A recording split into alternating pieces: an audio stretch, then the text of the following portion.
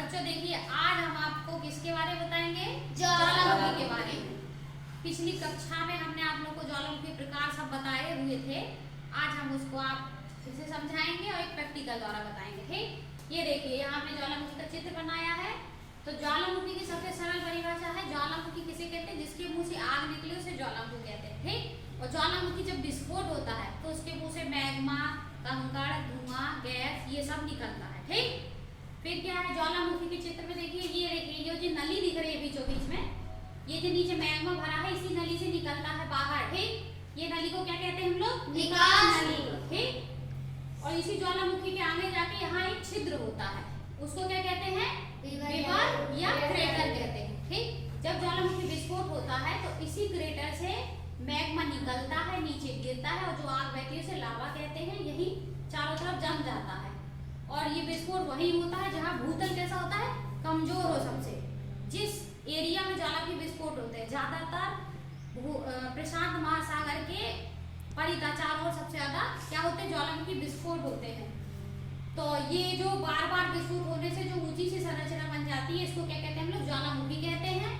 और ज्वालामुखी विस्फोट होने से कभी कभी इसके आसपास क्षेत्र से भी ये दरारें बन जाती हैं, जिससे लावा या मैग्मा निकलता है। ठीक, तो वही चारों तरफ लावा फैल जाता है, तो जो ऊंची संरचना होती है उसे पर्वत कहते हैं और चारों तरफ जो लावा इकट्ठा हो जाता है, कम ऊंचा होता है, उसे क्या कहते हैं? पठार कहते हैं।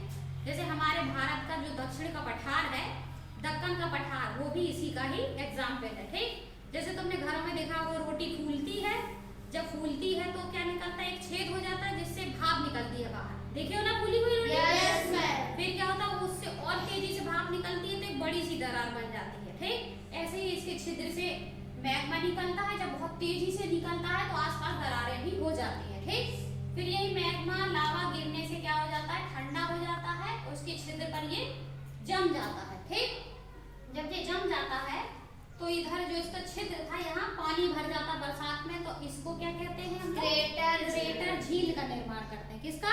क्रेटर झील का निर्माण करते हैं। ठीक, और ज्वालामुखी कितने प्रकार के होते हैं? तीन। पहला है सक्रिय ज्वालामुखी। ठीक, एक्टिव वोल्केनो। ये क्या है ज्वालामुखी? इसमें हमेशा क्या होता है? विस्फोट होते रहते हैं, मैग्मा निकलता रहता है। ये वाले ज्वालामुखी इटली के एटना स्ट्रोम्बोली में पाए जाते हैं। जो स्ट्रोम्बोली ज्वालामुखी है वो भूमध्य सागर के एक द्वीप में पाया जाता है, इसमें जो कि हमेशा सक्रिय रहता है, हमेशा मैग्मा लावा निकलता रहता है, तो चारों तरफ प्रकाश रहता है, इसलिए इसे भूमध्य सागर का प्रकाश स्तंभ कहते हैं। और जो दूसरा ज्वालामुखी है सुप्त ज्वालामुखी, इसमें कभी कभी उद्गार होता है। ठीक, जैसे कि जापान का फ्यूजियामा, इटली का वेसुवियस। तीसरा है शांत ज्वालामुखी, इसमें कभी अगर विस्फोट हुआ था तो आगे भविष्य में विस्फोट होने की संभावना ना के बराबर होती है। ठीक, इस प्रकार की ज्वालामुखी कहाँ है? म्यांमार का कोपा इसका एग्जाम्पल है और संयुक्त राज्य अमेरिका के अरेगन राज्य क्रेटर झील, क्योंकि इसमें विस्फोट चूंकि कभी संभावना नहीं होगी तो झील क्या होगा? छेद ज्वालामुखी का क्रेटर बंद हो जाएगा उसी के मैग्मा के ठंडा होने से, ज्वालामुखी पदार्थ से, तो वहां पानी भर जाएगा। क्या भर जाएगा? पानी। और पानी भर जाएगा तो किसका निर्माण होगा? क्रेटर झील का। ठीक, और ज्वालामुखी फटने से हमारे कई लाभ भी है और कई हानियां भी है। लाभ क्या क्या है?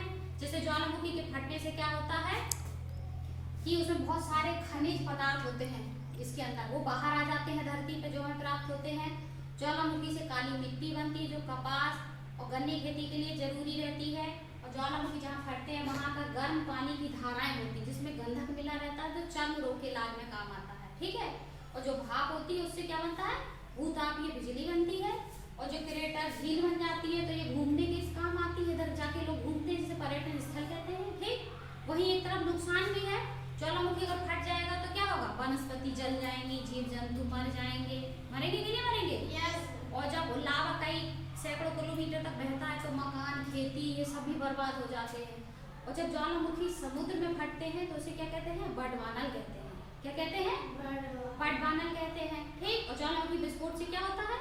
कई हानिकारक गैसें भी निकलती हैं और जहाँ ज्वालामुखी विस्फोट होता है इसके आसपास ज्यादातर भूकंप भी आते हैं। ठीक, ये तो रहा हमने आपको थ्योरी में ज्वालामुखी के बारे में बता दिया है। ठीक, अब हम आज आपको इस ज्वालामुखी का एक बड़ा सा प्रैक्टिकल करके दिखाएंगे। ठीक, जिसमें आप लोग को बहुत मजा आएगा। ठीक है, चलिए अब हम लोग प्रैक्टिकल करते हैं।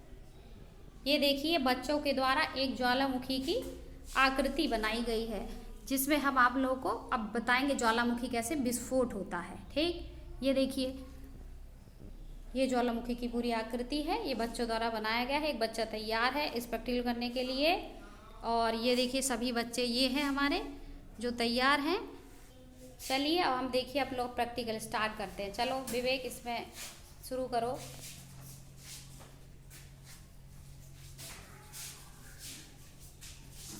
अभी आपके सामने दिखेगा ज्वालामुखी जैसे आग विस्फोट करता है, उस तरीके से। पीछे हट जाना तुरंत, हट जाओ। ये देखिए,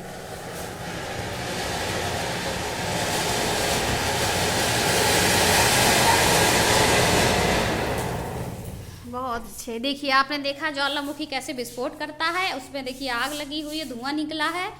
और जो रेड कलर से हमने दिखाया कि इसकी लावा ऐसे फैल जाता है सैकड़ों दूरियों तक, जिससे कि फसल, घर, खेती सब नुकसान भी करता है। और इससे जो मिट्टी निकलती खनिज पदार्थ होते हैं। ठीक, सब बच्चों को मजा आया?